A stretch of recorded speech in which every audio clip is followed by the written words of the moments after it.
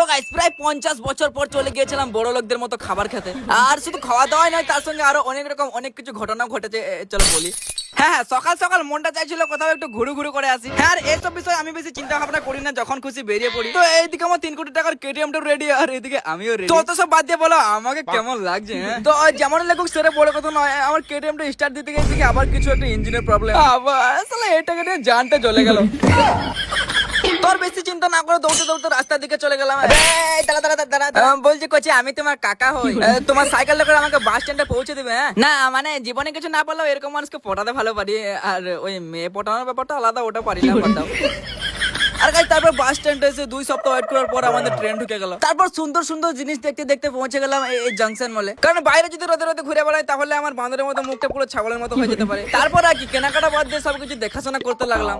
ও wow, চিরুনিটা তো দারুণ আছে। এই হালকা করে চুলটা একটু আঁচড়ে নিই। আর গাইস তারপর একটা সুন্দর বোতলের উপর আমি পুরো ক্রাশ খেয়ে গেলাম। আর রিসার্চ করার পর জানতে পারি এটার দাম আছে 600 টাকা। আমার তো ওই 20 টাকা দামই ঠিক আছে। তারপর পেয়ে গেলাম একটা ভালোবাসার বালি, আর এটা হাতে নিতে কেমন জানি আমার কষ্টে পুরো নাক দিয়ে পানি বেরিয়ে এলো। হ্যাঁ, কারণ একটা গার্লফ্রেন্ডও নাই যে তাকে গিফট করবো, যেখানে জিনিস সেখানেই থাক। আর গাইস তারপর আমার খিদে পাইনি, তাও কেমন জানি খেতে খেতে মন চাইছিল, তাই আর দেরি না করে এখান থেকে হালকা পাতলা কিছু অর্ডার করে দিলাম। দুটো 2 রকম পাস্তা, তার সঙ্গে লাল চা। আর এমন ঢং করে ভাব নিয়ে খাচ্ছিলাম যেন লোকে দেখলে আমাকে বড় লোক মনে করে, কিন্তু ভেতরের দিক দিয়ে আমি তো পুরো ছেঁড়া ফাটা গরিব। আরে দেখতে দেখতে এটাও শেষ হয়ে গেল। হ্যাঁ চলো, নো প্রবলেম, আর তো টাকা নেই, পানি ঢালাই খেয়ে নেবো।